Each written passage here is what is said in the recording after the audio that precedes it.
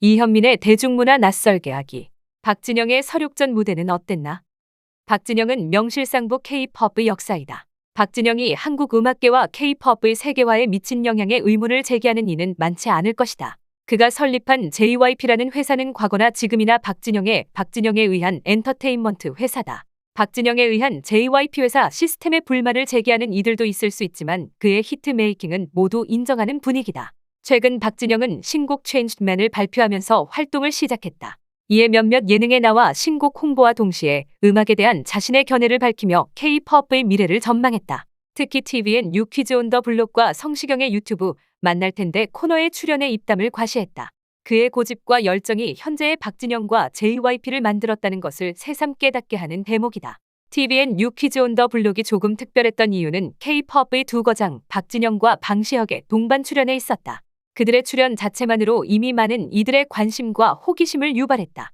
단순 호기심이 만족감으로 변하는 데는 몇 분의 시간이 걸리지 않았는데 박진영과 방시혁의 끈끈한 우정과 그들의 열정, K-팝의 과거 현재 미래 그리고 두 사람의 피아노 연주와 노래까지 쉴 틈 없는 다채로운 구성이 눈길을 사로잡았다.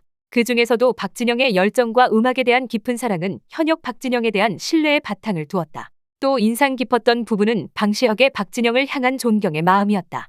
누가 봐도 조금은 시니컬하고 냉소적인 방시혁이 인정하는 박진영, 그리고 박진영 앞에서는 무장해제되는 방시혁의 모습이 보는 이들을 놀라게 했다. 이 밖에도 그들의 철학, 인생관, 음악에 대한 전반적인 가치관 등을 엿볼 수 있었는데 박진영의 현역으로서의 열정과 목표를 그 어느 때보다 분명히 하는 시간이었다. 이는 곧이어 성시경의 유튜브 채널 만날 텐데 코너에서도 어김없이 드러났다. 유퀴즈보다 더욱 솔직하고 과감한 발언을 이어간 그는 음악에 대한 열정을 가감없이 이야기했다. 특히 그는 오직 자신의 삶은 음악을 위해서만 돌아가기 때문에 다른 신경 쓸 일은 절대 만들지 않는다며 음식을 하지 않는 이유도 결국 음악 때문이라고 털어놓았다. 특히 그가 제일 두려운 것 중 하나는 자신의 콘서트 표가 매진이 되지 않거나 표를 사는 사람이 없어지는 것이라는 매우 현실적이면서 직관적인 고민과 걱정을 토로했다. 이 또한 그의 할아버지 현역 댄스 가수에 대한 꿈을 다시금 상기시키는 부분이었다. 그의 열정은 솔직히 대중 모두가 다분히 아는 사실이긴 한데 이 현역과 댄스 가수에 대한 현실적 문제는 의외의 순간에 터져나왔던 사건과 무관치 않았다. 박진영은 지난달 열린 청룡영화상의 파격적인 무대로 이슈의 중심에 섰다. 파격은 단순히 그의 새로운 퍼포먼스에 있지만은 않았다. 라이브 무대에서 보여준 음이탈과 호흡 조절 실패 등의 라이브 대참사는 파격을 넘어 당혹스러움을 가져왔기 때문이다. 그의 퍼포먼스에 당혹스러운 건 비단 시청자뿐만은 아니었다. 시상식 퍼포먼스 무대에 참석 배우들도 당혹스러움을 숨기지 못했다. 반응은 실시간 생중계되면서 수많은 밈을 만들어냈고 박진영 무대에 대한 혹평이 쏟아졌다.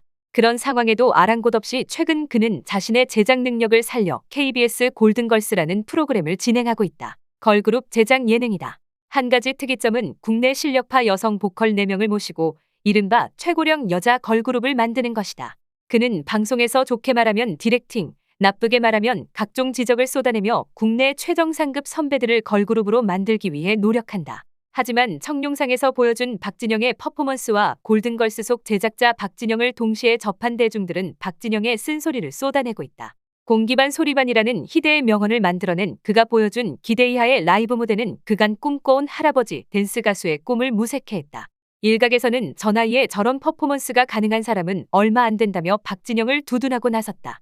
하지만 그가 가진 자신과 타인에 대한 높은 평가 기준은 이러한 두둔을 듣기 위한 행보는 아님이 분명하다. 물론 AR 반주 없이 전부 라이브로 소화하려는 박진영의 고집도 엿보이긴 했다. 이 모든 것이 박진영에게 가능하고 또 불가능한 상황이라는 것이 조금은 아이러니하다. 하지만 반전은 따로 있었다.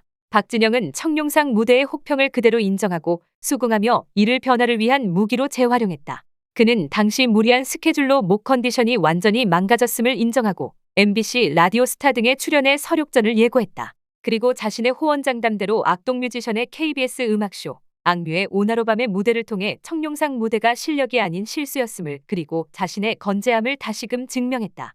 보컬의 신 김범수는 같은 날 라디오스타에서 박진영의 보컬 실력을 이렇게 평가했다. 박진영은 타고난 보컬은 아니지만 후천적 노력으로도 가능하다는 걸 보여준 사람이다. 사실 후천적을 떠나 노력의 아이콘으로 이만한 인물이 있을까? 청룡상 시상식에 예상치 못했던 굴욕도 다시금 노력으로 회복한 그다. 최근 취약계층 치료비로 10억 원을 기부한 박진영. 박진영의 길은 여전히 험난하고 거침없지만 아직은 현역이고 싶은 그의 꿈이 많은 이들에게 자극을 주는 것만은 확실하다. 더 칼럼니스트